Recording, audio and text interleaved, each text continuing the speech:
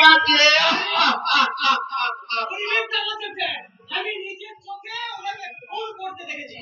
Mister লয়ের আপনি নিজে করতে লেগেছেন? হ্যাঁ স্যার, একটা বিশেষ কারণে ওদের মা ছেলের মধ্যে ঝগড়া চলছিল। বিশেষ কারণ বলতে এই যে রাহুল বাবু গ্রামের একটা মূর্খ বাজে মেয়েকে বিয়ে করতে চাইছিল। বিলেত ফেরত ছেলে মাসিমাকে সেটা মেনে নিতে পারছিলেন না। মাসিমা তেজপুত্রের কথা বলতে রাহুল বাবু রেগে গিয়ে মাসিমাকে ওই ছুরি দিয়ে খুন করে দিল। ওই দেখুন ছুরিটা এক পড়লো হাতে ধরে আছে। আমি তোমাকে ক্ষমা করবো না। একটা ভুল করে আসবে না। আমার একটা ভুল বলতে চাইছো? বিশ্বাস করছেন আমি মিথ্যা বলছি? আমি খুন করিনি। এই ছুরি তিনটা দিকে প্রমাণ করবে আপনি খুন করেছেন কি খুন করেননি। দাদা দাদা ওই দাদা শেষ বললাম কি দাদার হাতে হাতটা করো কি করেছে দাদা? রাহুল ভোরকে খুন করেছে। দাদা কখনোই জেঠিমাকে খুন করতে পারে না। ঠিক তোমার মতো আমি এই কথা বলতাম যদি এই খুনটা আমি নিজের চোখে বসতে দেখতাম। আপনাদের কারো কথায় আমি বিশ্বাস করি না।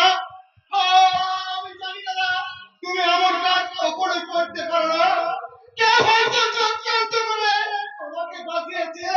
সেই চক্রান্তের জালকে আমি ছিঁড়ে ফেলবো। তুমি শুধু একটিবার ওদের বিরুদ্ধে প্রতিবাদ করে বলো যে তুমি খুন করোনি দাদা, তুমি খুন করোনি। বলো দাদা, বলো।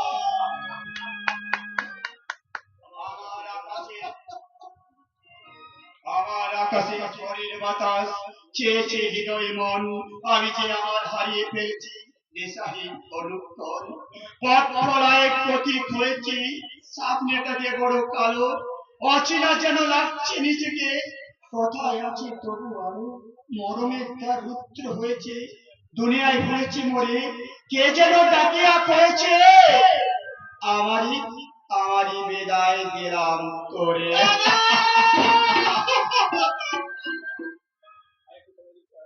আর একটু সময় দিচ্ছে আমার মাকে শেষ প্রণামটা করতে দিন।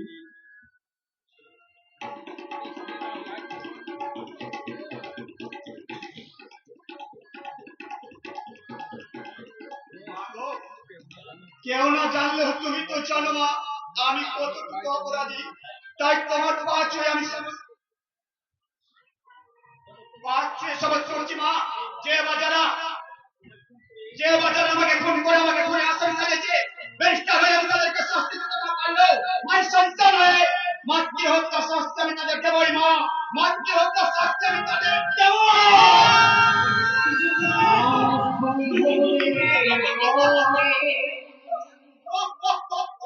মানসিকার বিচার করে নেই তো তুমি